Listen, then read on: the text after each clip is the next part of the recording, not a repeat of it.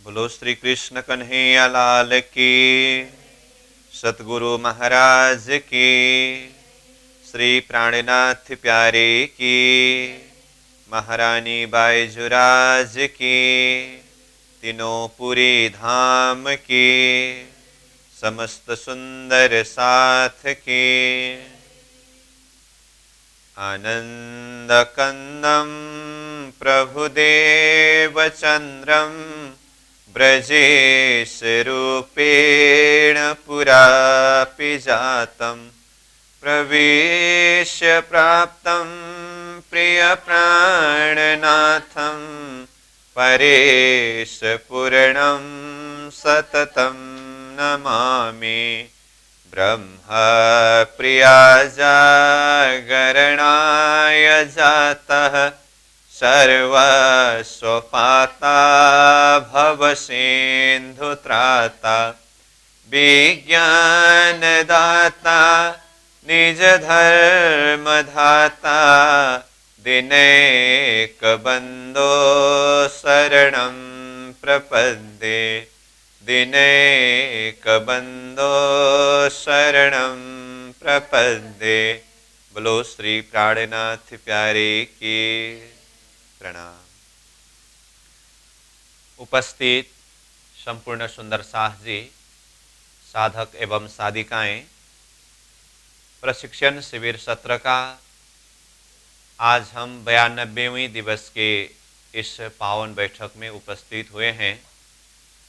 सर्वप्रथम आप सभी को सप्रेम प्रणाम करते हुए स्वागत करते हुए आज का विषय वस्तु कक्षा सत्र को हम आगे बढ़ाने जा रहे हैं। हमारा विषय चल रहा है सत्स्वरूप ब्रह्म, जो बेहद मंडल में अक्षर ब्रह्म का 4 विभूति स्वरूप अंतर्गत अव्याकृत ब्रह्म, शबलिक ब्रह्म, केवल ब्रह्म से परे यह सत्स्वरूप ब्रह्म है।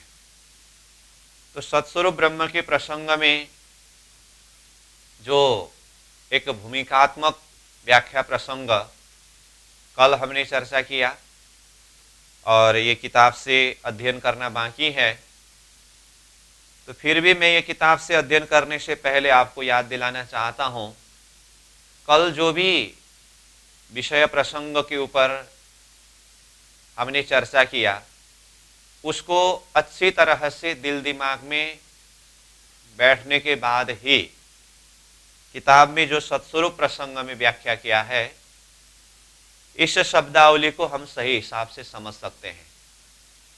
तो सत्स्वरूप प्रसंग में कल हमने अलग अलग 3 खंड में नक्शा बना करके समझने का प्रयास किया।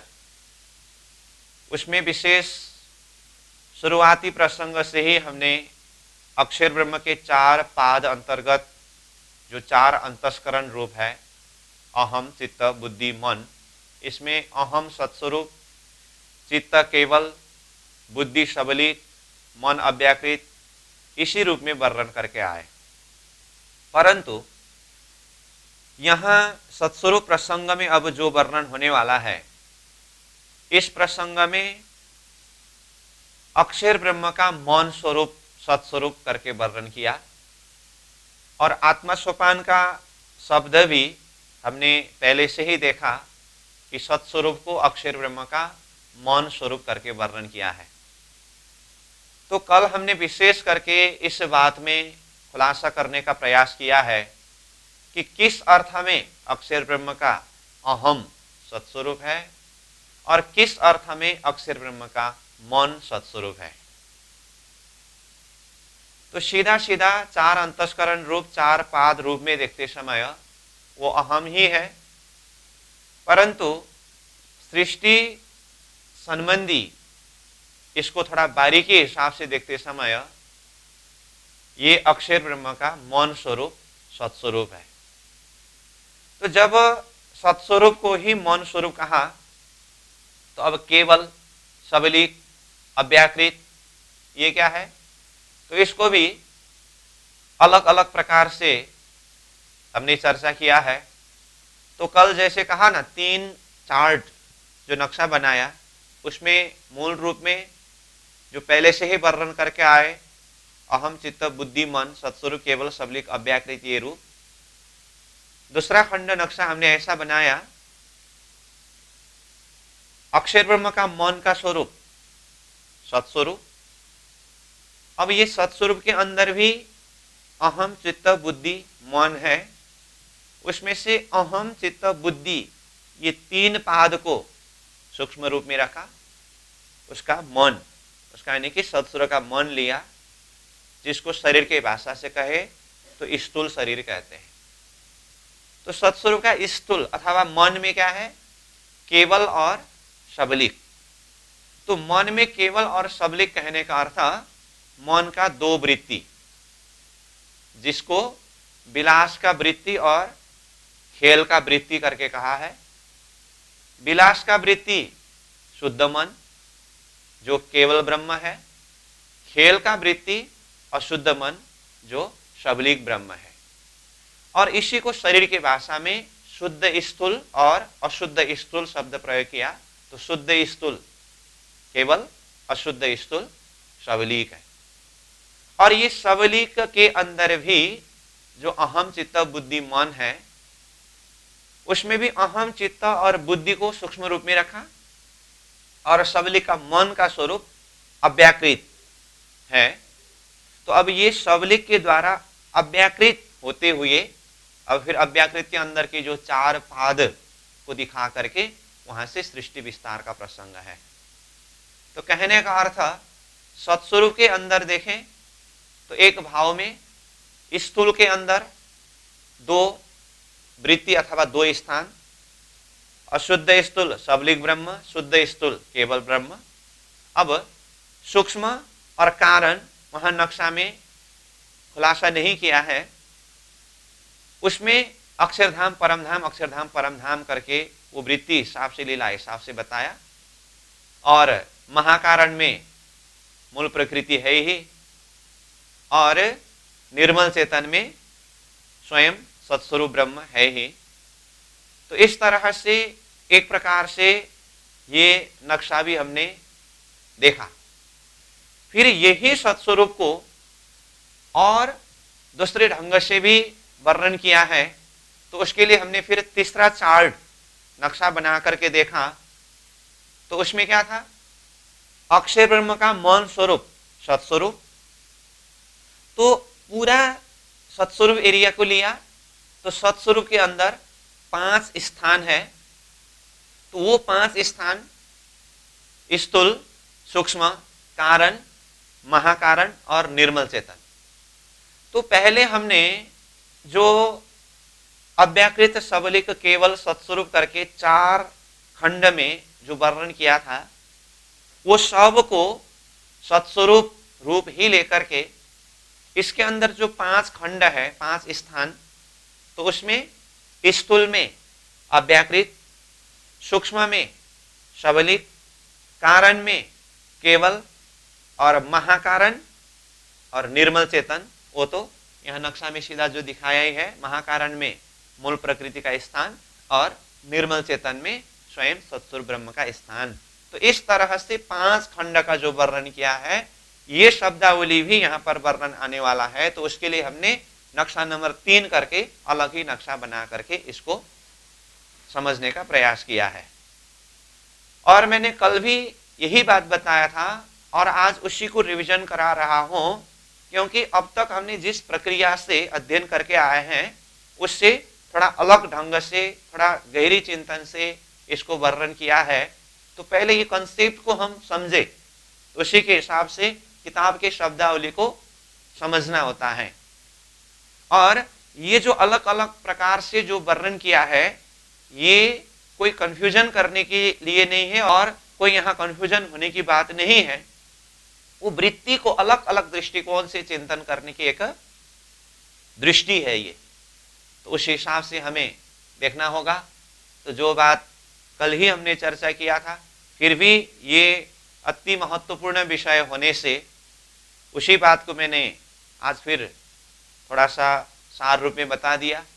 अब इस बात को दिल दिमाग में रख करके हम किताब से अध्ययन प्रारंभ करेंगे। किताब में बिल्कुल ही सार शब्द में, सूत्रवत शब्द में रखा है उसी को समझने के लिए हम कुछ से व्याख्या करके खुलासा करके भूमिका बना रहे थे। उसके बाद आगे जो सत्स्वरूप का महाकारण और निर्मल चेतन में मूल प्रकृति का स्थान, स्वयं सत्स्वरूप ब्रह्म का स्थान, फिर वहां पर ईश्वरी सृष्टि के अधिष्ठात्री जीवों की मुक्ति स्थान, ब्रह्म सृष्टि के अधिष्ठात्री जीवों की मुक्ति स्थान के विषय की बातें, तो ये तो स्पष्ट रूप में किताब में बताया ही है। उस विषय में हमने पहले से ही कई बार चर्चा किया है, उसको सीधा सीधा पढ़ने से समझ में आ जाएगा। तो कल का भूमिकात्मक प्रसंग और उसी को अभी मैंने थोड़ा सा रिकैप किया, उस बात को मद्देनजर रखते हुए अब हम सत्स्वरूप प्रसंग को किताब से अध्ययन करने जा रहे हैं। तो आप किताब में देखिए पेज नंबर 158, त्रयोदश तरंग सत्स्वरूप अक्षर ब्रह्म का मौन स्वरूप करके वर्णन किया। ठीक, तो इससे पहले जो अहम करके वर्णन किया उसको अपने दिल दिमाग में सही हिसाब से सजा करके रखिए, बिठा करके रखिए, पकड़ना वही है, परंतु इसको और अलग चिंतन से वो वृत्ति रूप में अंदर देखते समय ये मन रूप के द्वारा वर्णन किया है। तो आगे देखिए, केवल ब्रह्म के धाम से परे चतुष्पाद विभूति का यह तुर्य पाद है जिसे सत्स्वरूप कहते हैं।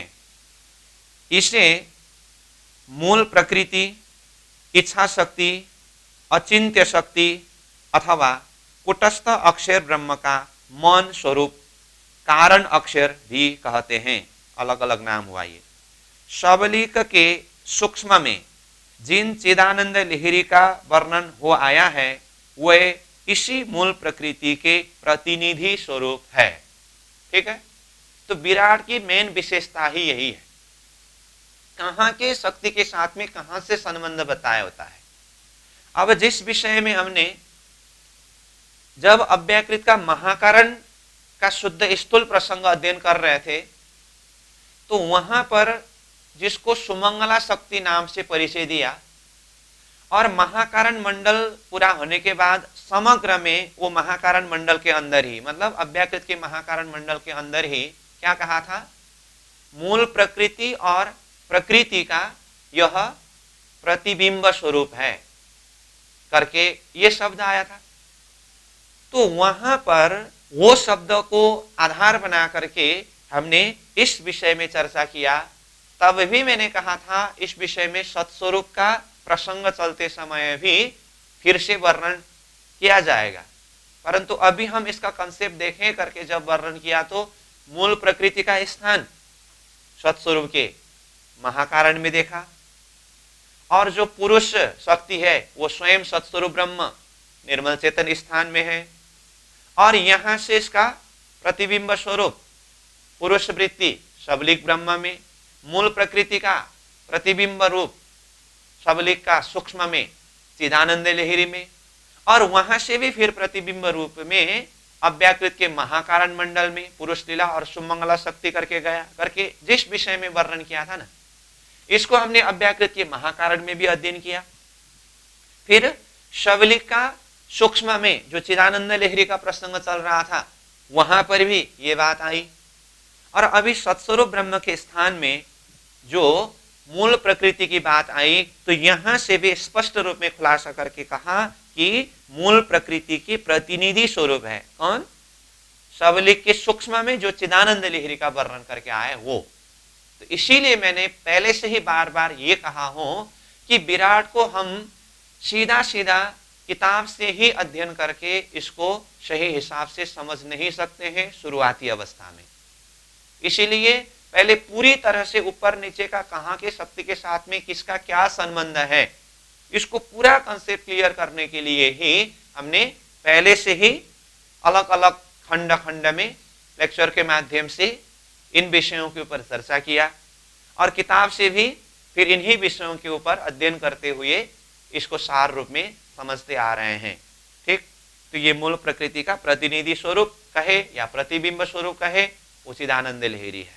तो इस तरह से कहा। अब आगे देखिए, सत्स्वरूप के 5 स्थान है, ये भी हमने पहले से ही बात करके आए हैं। 5 स्थान है। अब वहां नक्शा में सत्स्वरूप के अंदर 2 स्थान ही दिखाया करके कहा, परंतु यहां अब उसको सूक्ष्म रूप से वर्णन करके 5 ही स्थान के ऊपर खुलासा किया है। तो देखिए सत्स्वरूप के 5 स्थान है, जैसे स्थूल, सूक्ष्म, कारण, महाकारण और निर्मल चेतन। यहां तक ठीक है।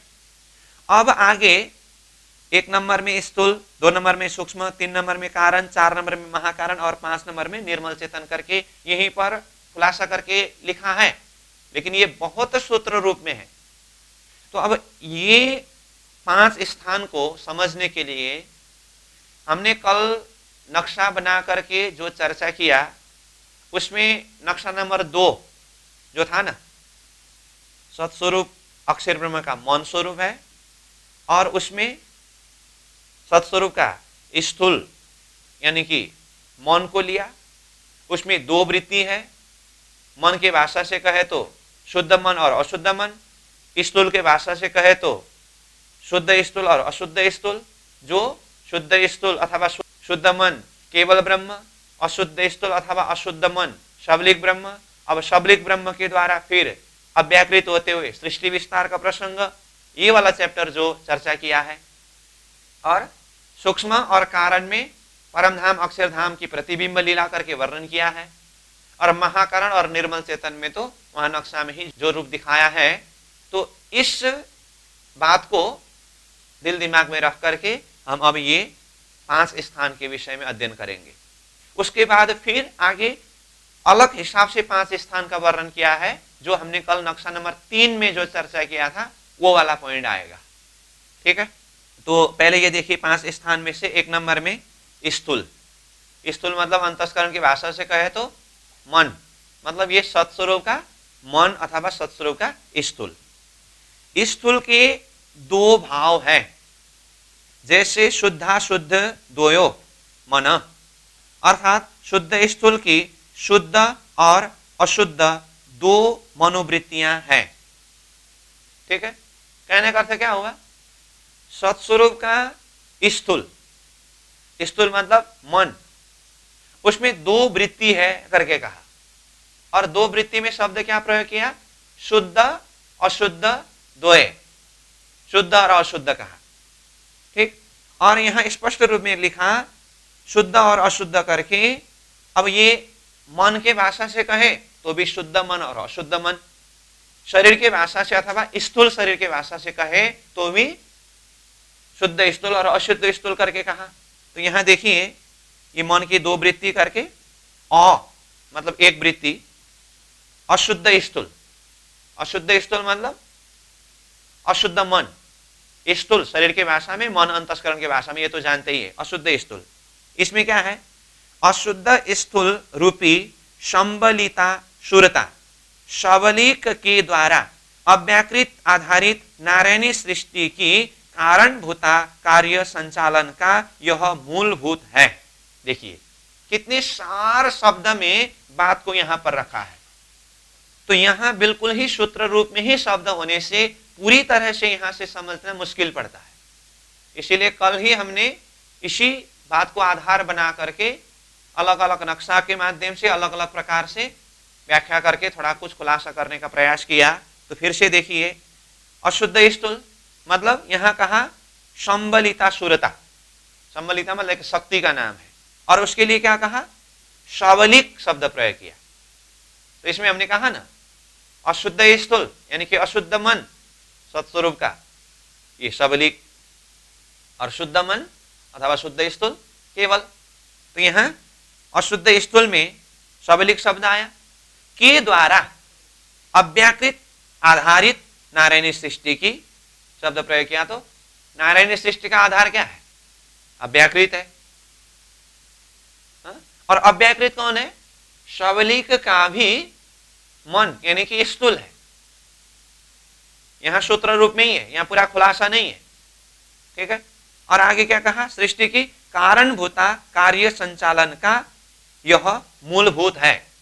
यह मतलब कौन, सत्स्वरूप का अशुद्ध स्थूल अथवा अशुद्ध मन जिसका नाम सबलिक। ठीक, और आगे देखिए शुद्ध स्थूल, शुद्ध स्थूल मतलब अंतस्करण की भाषा से कहे तो शुद्ध मन इक्वल टू हमने क्या कहा है, केवल। तो यहां का शब्द से देखिए, अब शुद्ध संबलिता सुरता केवल ब्रह्म स्वरूप है। देखिए ये संबलिता सुरता मतलब एक शक्ति के लिए यह शब्द प्रयोग किया है, मतलब शुद्ध स्थूल में क्या कहा, केवल ब्रह्म कहा। तो शुद्ध स्थूल मतलब शुद्ध मन। तो ये बात है। तो फिर भी मैं सार रूप में इसको पढ़ने के बाद बता रहा हूं, अक्षर ब्रह्म का मन सत्स्वरूप, सत्स्वरूप का भी मन जिसमें दो वृत्ति है, अशुद्ध मन और शुद्ध मन। अशुद्ध मन सबलिक, शुद्ध मन केवल, जिसको शरीर के भाषा से कहे तो अशुद्ध स्थूल सबलिक, शुद्ध स्थूल केवल। और सबलिक का भी स्थूल अथवा मन अव्याकृत, जो नारायणी सृष्टि का आधार है। तो सत्स्वरूप का स्थूल वाला इस तरह से हम समझेंगे। तो यहां संबलिता सुरता शब्द प्रयोग करके अब नीचे ये श्लोक बताया है, तो इसको भी हम अध्ययन करें, देखें। शुद्धा संबलिता चेति चित्तवृत्तिर द्विधेशितु लीलावलोकने युक्ता शुद्धान्या विश्वसर्जिनी। भावार्थ इधर देखिए, अक्षर के मन स्वरूप सत्स्वरूप की उभय वृत्तियों में से शुद्ध वृत्ति लीला अवलोकन करने वाली विलास की है। इसलिए हमने विलास का वृत्ति और खेल का वृत्ति कहा ना। तो शुद्ध वृत्ति यानी कि शुद्ध मन विलास का वृत्ति है, जो लीला अनुभव करने वाली है। मतलब अक्षर ब्रह्म की जो ये शुद्ध वृत्ति परम धाम की लीला चिंतन करने वाले, इसलिए शुद्ध वृत्ति में केवल को लिया, तो केवल में परम धाम की लीला प्रतिबिंबित है।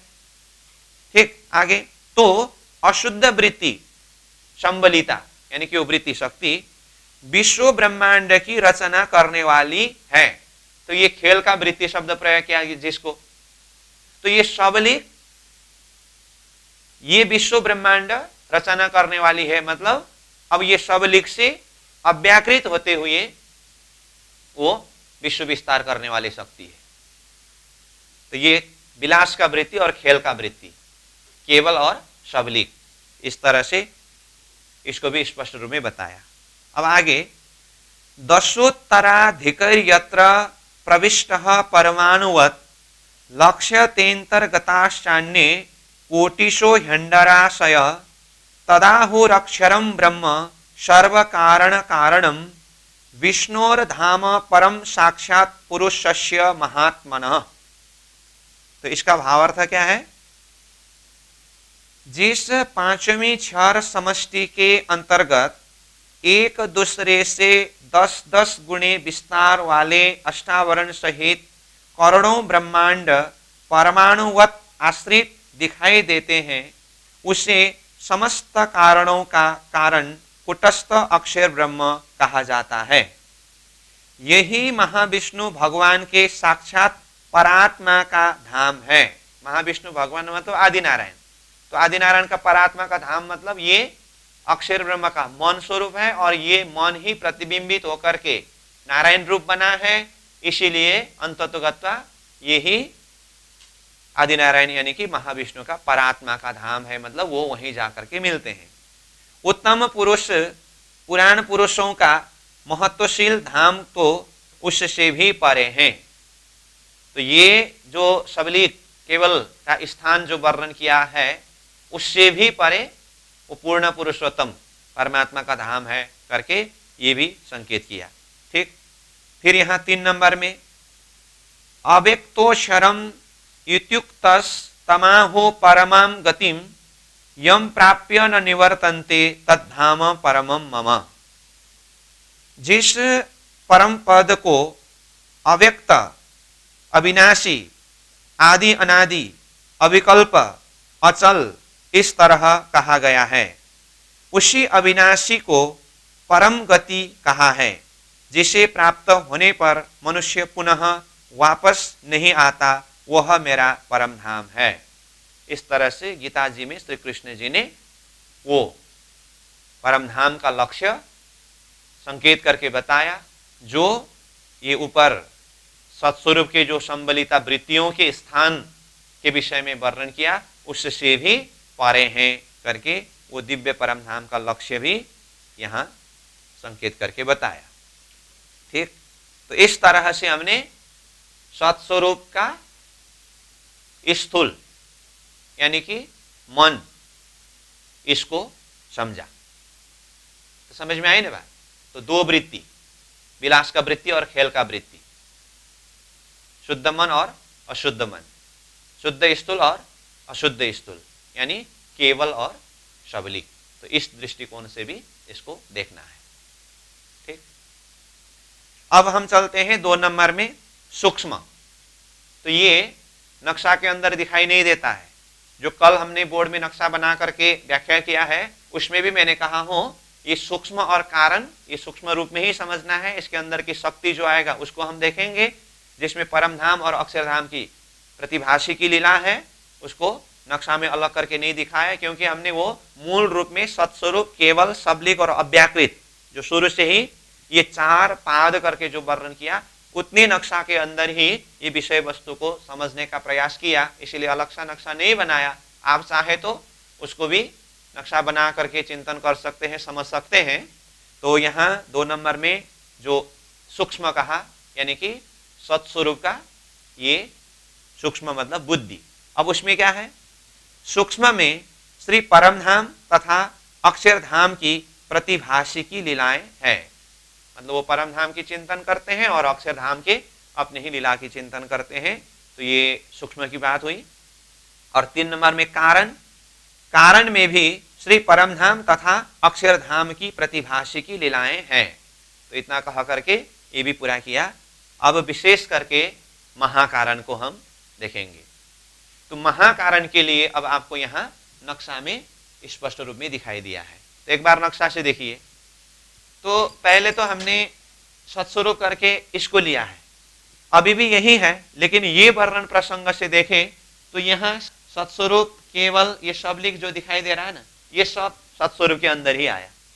तो ये सत्स्वरूप का स्थूल करके, जिसमें 2 वृत्ति की बात हुई, तो उसमें अशुद्ध स्थूल सबलिक कहा, ये रहा, शुद्ध स्थूल केवल कहा, ये रहा। तो ये सबलिक केवल दोनों सत्स्वरूप का स्थूल में आया ना। ठीक, अब ये नक्शा में जाएंगे तो सीधा सत्स्वरूप का महाकारण है और निर्मल चेतन है। तो ये नक्शा को सत्स्वरूप का स्थूल लिया। तो यहाँ पर सूक्ष्म और कारण में जो परमधाम और अक्षरधाम का प्रतिभास करके शब्द प्रयोग किया ना, तो ये सबलिक और केवल स्थूल में हुआ और यहाँ सत्स्वरूप में सीधा महाकारण है। तो सूक्ष्म और कारण यहाँ नक्शा में नहीं दिखाई देता है, तो उसको हमें समझना पड़ेगा। तो उसके बाद अब यहाँ 4 नंबर में जो महाकारण आया, महाकारण तो यहीं पर है ही, और आगे जो 5 नंबर में निर्मल चेतन है, निर्मल चेतन भी यहीं पर है ही। तो ये वाला प्रसंग कल हमने दूसरा नंबर नक्शा बना करके व्याख्या किया था ना, वो वाली बात है। तो इस तरह से समझना होगा। तो अब नक्शा में ये महाकारण, ये तो मूल रूप से पहले से ही महाकारण करके ही वर्णन करके आया है, इसको नजर के सामने में रख करके अध्ययन करेंगे।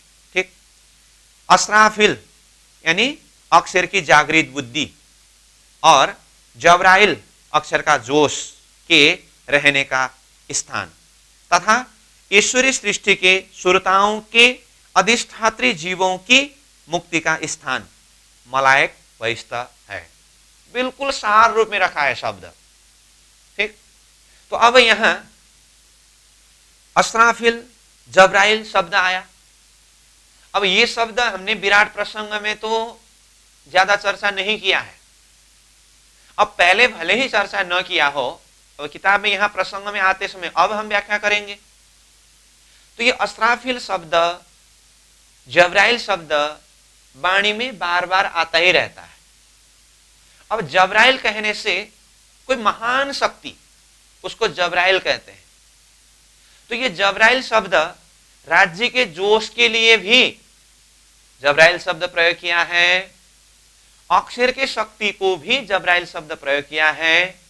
किसी के भी जो मूल एक महान शक्ति होते हैं उसको जबराइल शक्ति कहते हैं। तो हम वित्त के प्रसंग में भी चर्चा करते हैं, श्रवण करते हैं, और वाणी के अंदर भी प्राणनाथ जी ने जगह जगह में वर्णन किया है। और अक्षरातीत परब्रह्म परमात्मा की ये लीला प्रसंग में 5 स्वरूप के विषय में हम वर्णन करते हैं ना, उसमें से तीसरे स्वरूप कौन है? रसूल मोहम्मद साहेब। तो मोहम्मद साहेब के जीवन दर्शन प्रसंग में 40 वर्ष के उम्र में उनको खुदा का दर्शन हुआ करके ये प्रसंग चर्चा होता है ना। तो खुदा का दर्शन होते समय वो जब्राइल शक्ति के ऊपर सवार होकर के गए, तो जबरूत तक पहुंचे, और वहां से आगे वो जब्राइल शक्ति का पंख जल गया, वहां से आगे नहीं जा सके।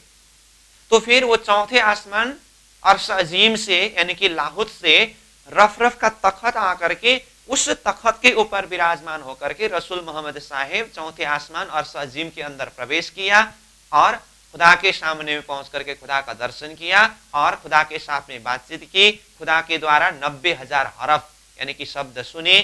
ये कुरान के अंदर म्याराज का सूरत प्रसंग के द्वारा वर्णन किया है, और वितक में भी, वाणी में भी ये प्रसंग जगह जगह पर आता ही रहता है। तो यहां मैंने ये प्रसंगों को क्यों जोड़ा कि रसूल मोहम्मद साहेब खुदा का दर्शन करने के लिए जाते समय जिसके ऊपर वो सवार होकर के गए, वो शक्ति का नाम जब्राइल शक्ति है। तो वो जब्राइल शक्ति किसके शक्ति है?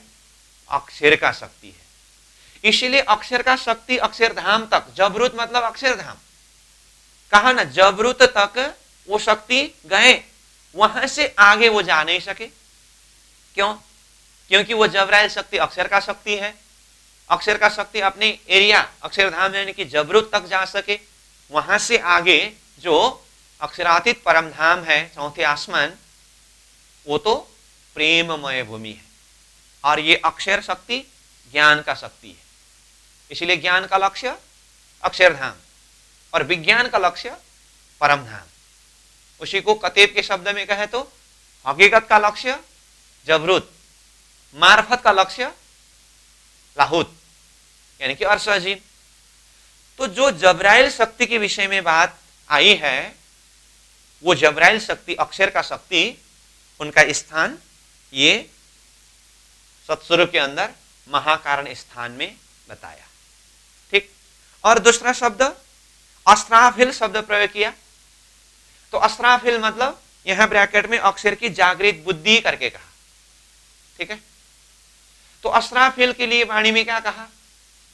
क़यामत के 7 निशान का प्रसंग रसूल मोहम्मद साहेब ने जाहिर करके रखा है। तो उस 7 निशान में से एक निशान क्या है? क़यामत के दिन अस्राफिल जाहिर होंगे और अस्राफिल आकर के सूर फूकेंगे, और एक बार सूर फूकते समय पहाड़ को गिराएंगे, दूसरी बार सूर फूकते समय उसको कायम करेंगे करके ये संकेत किया है। तो अब महामती प्राणनाथ जी ये क़यामत के 7 निशान का अर्थ खुलासा करते हुए इस बात को बताते हैं कि अस्राफिल के द्वारा सूर फूकना मतलब अस्राफिल इज इक्वल टू जागृत बुद्धि, जो अक्षर की जागृत बुद्धि है।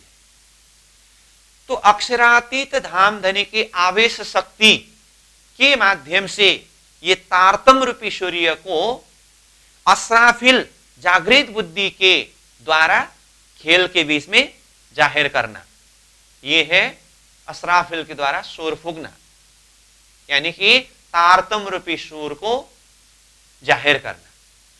तो 2 बार सूर फूकने का प्रसंग प्राणनाथ जी ने कैसे अर्थ खुलासा किया? एक बार सूर फूकना मतलब जागृत बुद्धि के द्वारा निज नाम 16 अक्षरी मंत्र को जाहिर करना। जैसे ही निज नाम 16 अक्षरी मंत्र जाहिर हुआ, ये नारायणी सृष्टि रूपी पहाड़ गिर गया। मतलब आज तक अज्ञानता बस सब ये नारायणी सृष्टि को ही सत मान करके बैठे थे। तारतम रूपी सूर्य ने क्या किया? इसको असत साबित किया। तो ये है पहाड़ गिरना। अब दूसरी बार शोर फूक करके इसको अखंड करने की बात थी, कायम करने की बात थी। तो इसका अर्थ खुलासा करते हुए प्राणनाथ जी कहते हैं अस्राफिल का दूसरा सुर इजकल टू जागृत बुद्धि का दूसरा सुर महामती प्राणनाथ जी द्वारा 18,758 चौपाई वाणी विस्तार हुआ। और ये दूसरा सुर यानी कि 18,758 वाणी ने कायम किया, मतलब अखंड किया। कैसे अखंड किया? जो प्रसंग हम चर्चा कर ही रहे हैं, परम धाम से खेल देखने के लिए आए हुए ब्रह्म सृष्टियों को तारतम के माध्यम से परम धाम का ही लक्ष्य प्रदान किया, वही लक्ष्य प्रदान किया और विषय बैराट के माध्यम से हम अध्ययन कर ही रहे हैं। ये तारतम का ही विस्तार है। और यही अस्राफिल का सुर यानी कि जागृत बुद्धि का सुर तारतम ज्ञान के द्वारा ही अक्षरधाम से आए हुए ईश्वरी सृष्टियों को अक्षरधाम का लक्ष्य प्रदान किया, उनको कायम किया। और यही 18,758 चौपाई वाणी तारतम ज्ञान, जागृत बुद्धि का ज्ञान अथवा अस्राफिल का सुर के द्वारा ही संसार के नाशवांत जीव सृष्टि को भी अष्टविस्त में कायम किया। समझ में आई बात? तो दूसरे सुर के द्वारा सबको कायम करने की जो बात थी, तो सब जीव को भी विस्त में कायम किया, यानी कि अखंड मुक्ति प्रदान किया। इसलिए तारतम सागर में क्यामत नामक ग्रंथ का अंतिम प्रकरण का भी अंतिम चौपाई इस प्रसंग में क्या कहते हैं? एक सूरे उड़ाए के दिए, दूसरे 13 में कायम किए, यो क्यामत हुई जाहिर दिन मोहम्मदे करी उम्मत रोशन कहा। इसका अर्थ क्या है? अस्राफिल यानी कि जागृत बुद्धि के एक सुर में उड़ाए के दिए, 16 अक्षरी मंत्र के माध्यम से ये नारायण सृष्टि असत है करके साबित किया, तो ये उड़ा दिया। जैसे कहा ना, देखा सातों सागर देखा सातों लोक, पातल सातों देखा जाग्या पीछे सब फो। तारतम के द्वारा ये संसार झूठा है करके समझना ही ये पहाड़ गिरना है। दूसरे 13 में कायम किए, दूसरी बार शोर फूक करके ये सारा सृष्टि को ही कायम किया। अब ये 13वीं सदी के समय में खेल पूरी तरह से उठने की बात है। 10वीं 11वीं 12वीं सदी के विषय में खुलासा किया, और 13वीं सदी के लिए तो 13वीं कार गुजार करके ब्रह्मात्माएं परात्मा में उठने का, और ईश्वरीय आत्माएं अक्षरधाम में उठने का, और जीव सृष्टि भीस्त में उठने का समय है। वो कार गुजार, खेल खत्म। तो इस तरह से ये सारी बात तारतम के माध्यम से जाहिर करके महामती प्राणनाथ स्वरूप, जिन्हें आखिरी मोहम्मद कहा है, इसीलिए कहते हैं यो क्यामत हुई जाहिर दिन। इस तरह से क्यामत का दिन जाहिर हुआ। मोहम्मदे करी उम्मत रोशन, आखिरी मोहम्मद स्वरूप महामती प्राणनाथ जी ने सब उम्मतों के हृदय को अथवा सब उम्मतों को तारतम के प्रकाश के द्वारा इस तरह से रोशनाई किया, प्रकाशित किया, इस तरह से कहा।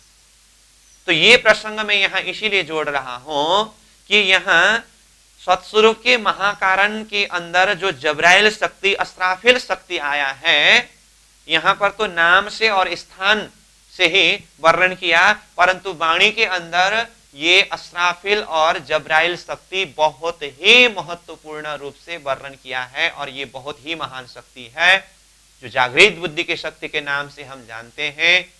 ये शक्ति का मूल स्थान ये सत्स्वरूप का महाकारण स्थान है। ठीक, तो बैराट के माध्यम से हम इतना समझ करके रखें, तो बाद में वाणी के अंदर जहां कहीं भी अक्षर का जबराइल शक्ति शब्द आएगा और अस्राफिल शक्ति यानी कि जागृत बुद्धि शक्ति शब्द आते समय उसका लोकेशन हम ये विराट के आधार पर सही हिसाब से समझ सकते हैं। ये बात रही। और दूसरी बात, ईश्वरी सृष्टि के सुरताओं के अधिष्ठात्री जीवों की मुक्ति का स्थान यानी कि मलायक वैस्त, ये शब्द प्रयोग किया ना, तो अष्टविस्त प्रसंग में अलग अलग 8 स्थान के विषय में वर्णन करते समय ये सत्स्वरूप का महाकारण स्थान में नीचे से गिनती करते समय 7वीं मुक्ति का स्थान, जो ईश्वरीय सृष्टियों के अधिष्ठात्री जीवों की मुक्ति स्थान करके ये पहले से ही जो हमने चर्चा किया, वही बात यहाँ किताब में इस तरह से आया। और यहाँ से थप पकड़ने का शब्द है, ये भिस्त को मलायक भिस्त शब्द के द्वारा भी बताया। ठीक, अभी इसको इतना ही समझ करके रखिए। अब आगे चलते हैं हम निर्मल चेतन में। तो निर्मल चेतन मतलब नक्शा में यहां है। और अब तक हमने निर्मल चेतन के विषय में क्या क्या कहा है? निर्मल चेतन में स्वयं सत्स्वरूप ब्रह्म है और ब्रह्म सृष्टियों के अधिष्ठात्री जीवों के मुक्ति का स्थान है। इन्हीं विषयों के ऊपर चर्चा किया। अब बाकी यहां जो भी शब्दों के माध्यम से खुलासा किया है उसके हिसाब से अध्ययन करेंगे। तो निर्मल चेतन ब्रह्मात्माओं की सुरताओं के अधिष्ठात्री जीवों की मुक्ति का स्थान, इन ब्रैकेट अक्षी वैस्त है। अभी के लिए इतना ही कहा, जो बात हमने पहले से ही चर्चा किया। ठीक, तो इस तरह से सत्स्वरूप जो अक्षर ब्रह्म का मन का स्वरूप कहा और उसके अंदर 5 स्थान करके स्थूल, सूक्ष्म, कारण, महाकारण और निर्मल चेतन के अंदर क्या क्या शक्ति है इसका वर्णन इस तरह से कहा। अब यहां से आगे का जो लाइन अध्ययन करना है, ठीक, उससे पहले मैं आपको पुनः याद दिलाना चाहता हूं, कल हमने तीसरा नंबर चार्ट नक्शा बोर्ड में बना करके और आप लोगों ने नोट करके समझने का जो प्रयास किया है, वो वाला कंसेप्ट अब दिमाग में लाना पड़ेगा अब आगे की लाइन को पढ़ने के लिए, जिसमें हमने क्या किया है, अक्षर ब्रह्म का मन सत्स्वरूप, और ये पूरा अभी तक हमने सत्स्वरूप केवल सबलिक अव्याकृत करके 4 स्थान को अध्ययन किया था। ये पूरा एरिया को ही अक्षर ब्रह्म का मन यानी कि सत्स्वरूप रूप में समझना पड़ेगा अब आने वाले लाइन को समझने के लिए। तो पूरा ये 4 भाग ही यानी कि सत्स्वरूप केवल सबलिक अव्याकृत, ये 4 भाग ही अक्षर ब्रह्म का मन स्वरूप अथवा जिसका नाम सत्स्वरूप नाम से वर्णन किया। तो इस तरह से समझने के बाद अब इसका 5 स्थान है। अब 5 स्थान को शरीर के भाषा से कहे तो स्थूल, सूक्ष्म, कारण, महाकारण और निर्मल चेतन।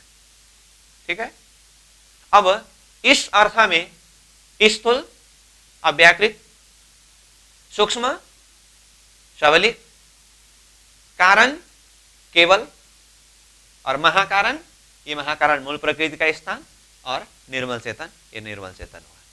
इस दृष्टिकोण से भी समझना होगा करके हमने कल तीसरा नंबर चार्ट बनाया है और उस विषय में भूमिका चर्चा किया है। उस बात को दिल दिमाग में रख करके अब आगे का यहां लाइन में पढ़ता हूं। बिल्कुल कम शब्द में है, सूत्र रूप में है। इसको समझने के लिए कल का जो व्याख्या और अभी मैंने उसी बात को जो दोहरा रहा हूं उसके हिसाब से आप सीधा समझ सकते हैं।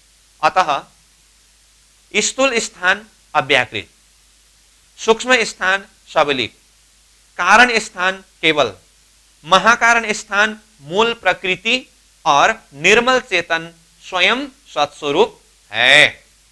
कितने सार शब्द में है बात।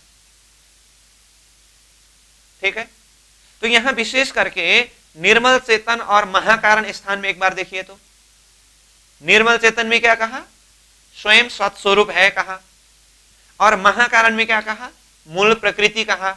जो बात हमने अक्षर के द्वारा सृष्टि विस्तार होने के प्रसंग में सत्स्वरूप केवल सबलिक अव्याकृत के अंदर कौन कौन सी शक्ति है करके उसका सारांश रूप में वर्णन करते समय से ही सत्स्वरूप के निर्मल चेतन में स्वयं सत्स्वरूप ब्रह्म, महाकारण में मूल प्रकृति करके वर्णन करके आया था, और कारण सूक्ष्म और स्थूल अभी सूक्ष्म रूप में समझना पड़ेगा करके बताया था, क्योंकि उसी समय में ये अब केवल कारण सबलिक सूक्ष्म अव्याकृत स्थूल करके बताते तो फिर एक तरफ अक्षर ब्रह्म का सीधा अहम चित्त बुद्धि मन में से चित्त केवल बुद्धि सबलिक मन अव्याकृत करके कहा, साथ में फिर सत्स्वरूप का कारण सूक्ष्म स्थूल करके बताते तो पूरा प्रसंग जिगजैग होता। इसलिए पहले हमने वो सीधा सीधा अहम चित्त बुद्धि मन सत्स्वरूप केवल सबलिक अव्याकृत ये वाला कंसेप्ट को पूरी तरह से समझ चुके हैं, दिल दिमाग में बैठ चुका है, अब वो कोई हिला नहीं सकते। और उसको वृत्ति भेद के हिसाब से और गहराई से चिंतन करते समय ये अलग अलग दृष्टिकोण के द्वारा भी वर्णन किया है। तो यहाँ पहले सत्स्वरूप का 5 स्थान करके ये 5 नंबर में जो वर्णन किया उसके द्वारा अलग ही नक्शा क्रिएट हो रहा है। जो कल हमने जो बनाया दूसरा नंबर चार्ट में था उस हिसाब से निकलता है। और यहाँ फिर ये 2 लाइन के अंदर सब 500 स्थान का संबंध बताया है, उसमें यही है वो 4 स्थान ही, लेकिन उसी के अंदर पूरा सत्स्वरूप का 5 स्थान दिखाई दे रहा है। ठीक, बस इतनी सी बात समझनी थी, जिसके लिए मैंने कल पूरा भूमिकात्मक प्रसंग वर्णन किया और आज भी उसी बात को बार बार दोहरा करके बोल रहा हूं। मैं जो विषय के ऊपर बात कर रहा हूं बार बार विषय रिपीट हो रहा है, इसका अर्थ क्या है? बार बार दोहराने से कम दिल दिमाग में बैठ जाए और ये न लगे कि कहीं कंफ्यूज होकर के पॉइंट इधर उधर हुआ हो। ऐसा नहीं, बिल्कुल होश में ही वर्णन हुआ है। ये वृत्ति के अंदर की जो वर्णन की बात है। ठीक है, अब आगे चलते हैं हम। वस्तुतः सत्स्वरूप के 5 स्थानों में से अव्याकृत में सत चिद आनंद में से सदंश की विशेषता का विस्तार है, अर्थात उसे सद्रूपाक्षर कहते हैं। तो ये बात भी हमने पहले ही वर्णन किया है। सच्चिद आनंद में से अव्याकृत सत, सबलिक चिद और केवल आनंद। तो यहां पर उसी बात को खुलासा करके कहा कि अव्याकृत जो है सच्चिद आनंद में से सदंश यानी कि सत का अंश, उसकी विशेषता का विस्तार है यहां। अथवा अव्याकृत को क्या कहा? सद्रूपाक्षर, सत रूप अक्षर, ये शब्द है। और आगे सबलिक में चिदंश की प्रधानता होने से इसे चिद्रूपाक्षर कहा जाता है। केवल में सत चिद आनंद में से केवल आनंद ही प्रधान होने के कारण यहां सभी लीलाएं आनंदांश की ही है। तो केवल आनंदांश, इसलिए वहां पर जो कुछ भी लीलाएं होती है वो आनंदमय लीला होती है। केवल धाम में यावत पदार्थ आनंद स्वरूप है। ठीक है, जो पहले से हमने अलग अलग जगह में चर्चा करके आए हैं, तो उसी बात को सार रूप में समेट करके यहां लिखा है, तो उसको भी हम सहज हिसाब से समझ सकते हैं। आगे उपरोक्त तीनों यानी कि अव्याकृत, सबलिक और केवल में एक एक की प्रधानता विशेषता है। एक एक की मतलब अव्याकृत में सत की, सबलिक में चिद की, केवल में आनंद की।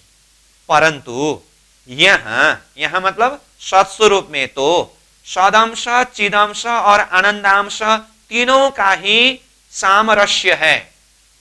मतलब सत्स्वरूप में सत चिद आनंद तीन ही समान रूप से है। तीनों ही धर्म प्रधान रूप से विद्यमान होने के कारण इसमें त्रिविध भावों का सदा निरंतर उदय रहता है। यही कारण है कि सत्स्वरूप का आनंद उत्तरोत्तर सभी विभूतियों से विशेष और विलक्षण है। सभी विभूति मतलब केवल, सबलिक और अव्याकृत में से ये सत्स्वरूप में सच्चिद आनंद तीनों की प्रधानता होने से यहाँ की जो आनंद है उत्तरोत्तर विशेष और विलक्षण युक्त है। इसी को विलास की सुरता इन ब्रैकेट ईता अक्षर को विलस्यो मन कहते हैं। तो हमने अक्षर की 2 वृत्ति के विषय में बात किया, विलास का वृत्ति और खेल का वृत्ति। ठीक है, तो यहां अब विलास की वृत्ति और खेल की वृत्ति, वैसे इस विषय में हमने चर्चा तो किया है, फिर भी अब मैं यहां सार रूप में बता रहा हूं। विलास का वृत्ति मतलब परमधाम के अंदर की लीला चिंतन करने वाली वृत्ति, और खेल का वृत्ति मतलब वो अनंत समय से ही पल भर में अनंत ब्रह्मांड बनाने और मिटाने की लीला चलती रहती ना उनके द्वारा, ये खेल का वृत्ति है। ठीक, तो ये विलास की वृत्ति जो परमधाम के अंदर की जो दर्शन करने की जो वृत्ति है, उस लीला को चिंतन करने की वृत्ति है, यही वृत्ति ने जब आज का दिन राज्य के साथ में अनंत आत्माओं को देखा तो वही वृत्ति के अंदर एक हलचल हुआ ना, ये अनंत आत्माएं कौन है, क्या लीला करते हैं, वो लीला दर्शन करने को मिले तो यही वृत्ति के अंदर हलचल हुआ है। तो विलास की वृत्ति, परमधाम की चिंतन करने का वृत्ति, राज्य के दर्शन करने की वृत्ति, परंतु आज राज्य के साथ में अनंत आत्माओं को देखा। तो ये प्रसंग मैं यहां इसीलिए बता रहा हूं कि यही वृत्ति भी अब राज्य की लीला को दर्शन करने के लिए, चिंतन करने के लिए खेल के तरफ लौटते हैं और खेल में उतरते हैं। कहां? श्री कृष्ण जी की त्रिधा लीला प्रसंग में अक्षर की सुरता संदर्भ में बात करते समय अक्षर के कौन सी वृत्ति दो भुजा बाल स्वरूप के रूप में आया करके कहा है, जो प्रकटवाणी की चौपाई के माध्यम से हमने कुछ पॉइंट में चर्चा किया है और उसको विस्तृत रूप से प्रकटवाणी की चौपाई का शब्द शब्द के अर्थ करते समय खुलासा कर सकते हैं। कहा ना, जिन चाहा देखो प्रेम स्नेह, अक्षर की जिस वृत्ति ने चाहा कि परमधाम के अंदर की प्रेम स्नेह, प्रेममय लीला को दर्शन करने की इच्छा प्रकट की थी, सो सूरत, अक्षर की वही सुरता, वही वृत्ति ने धनी को आवेश, अक्षरातीत धामधनी के आवेश शक्ति को लेकर के नंद घर कियो प्रवेश, नंद बाबा के घर में प्रवेश हुआ था। तो ये वाली वृत्ति विलास का वृत्ति अथवा परमधाम के अंदर की चिंतन करने का वृत्ति है। और खेल का वृत्ति तो उन्मेष निमेष ब्रह्मांड प्रलयदय वो अनंत खेल बनाने की वृत्ति तो थी ही, और वही वृत्ति फिर सबली के द्वारा, अव्याकृत के द्वारा होकर के प्रतिबिंबित रूप में, स्वप्निक रूप में नारायण सृष्टि का विस्तार किया इस ब्रह्मांड में। तो ये भी देखना होता है। ठीक, आगे देखिए, इसमें व्याप्य व्यापक दोनों भावों का उदय है। यह व्यापक भाव से तो चारों विभूतियों में प्रकाशित है और व्याप्य भाव से मूल स्वरूप में उदीयमान है। तो व्याप्य और व्यापक दो शब्द आया। ठीक, तो व्याप्य और व्यापक शब्द को सीधा सीधा हम समझें, पहले तो शब्द का अर्थ हम समझें। जैसे दूध में घी व्यापक है, सेंटेंस क्या प्रयोग किया, दूध में घी व्यापक है, तो घी के लिए व्यापक शब्द प्रयोग किया। तो अगर घी व्यापक है तो दूध क्या है, दूध व्याप्य है। व्यापक और व्याप्य के लिए मैं उदाहरण के द्वारा बता रहा हूं। दूध में घी व्यापक है तो दूध में घी व्यापक है ना, तो दूध स्वयं क्या है, दूध स्वयं व्याप्य है। मतलब वो व्याप्य के अंदर ही व्यापक तत्व यानी कि घी भी है। अब इस उदाहरण के द्वारा ये शब्द को देखिए, यहां क्या कहा, व्यापक भाव से चारों विभूतियों में प्रकाशित है। मतलब ये व्यापक भाव है और व्याप्य भाव से मूल स्वरूप में उदीयमान है। इसका अर्थ व्याप्य भाव से देखते समय ये सत्स्वरूप केवल सबलिक अव्याकृत कहना सब ये एक ही है, मूल स्वरूप ही है। जैसे दूध, अब उसको लीला भेद के हिसाब से अलग अलग शक्ति का वर्णन करते समय वो चार रूप में विभक्त हुआ है, वो व्यापक भाव है। मतलब सब में वो शक्ति ही व्यापक है। तो इस तरह से ये व्याप्य और व्यापक दोनों शब्द को समझ सकते हैं। और पकड़ने का चीज ये है, चाहे व्यापक रूप में हो चाहे व्याप्य रूप में हो, अक्षर ब्रह्म का मन सत्स्वरूप ही विद्यमान है। आगे, यथा तुर्य पादस्तु तुर्य तुर्यम तुर्यातीतम च, तुर्य पाद महाकारण और तुर्यातीत निर्मल चेतन, ये दोनों स्थान स्वतंत्र रूप से निरंतर प्रकाशित हैं। तो तुर्य और तुर्यातीत शब्द आया ना, तो इसके लिए ये तो अवस्था की बात है। शरीर के हिसाब से कहे तो महाकारण और निर्मल चेतन शब्द आया। तो अवस्था और शरीर का जो संबंध है उसको देखते समय शरीर में स्थूल, सूक्ष्म, कारण, महाकारण 4 शरीर है। इसी को अवस्था में जागृत, स्वप्न, सुषुप्ति, तुर्य है। तो ये तुर्यातीत अवस्था क्या है?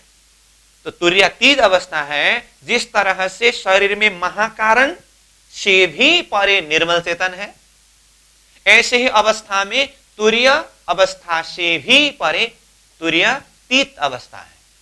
और इसी को अंतस्करण के साथ में तुलना करके देखें तो महाकारण अथवा तुर्य अवस्था तो अहम अंतस्करण बराबर में है, तो महाकारण से भी परे निर्मल चेतन, तुर्य से भी परे तुर्यातीत अवस्था, तो अहम से परे क्या है? आत्मा। तो इसीलिए आत्मा की अवस्था क्या है?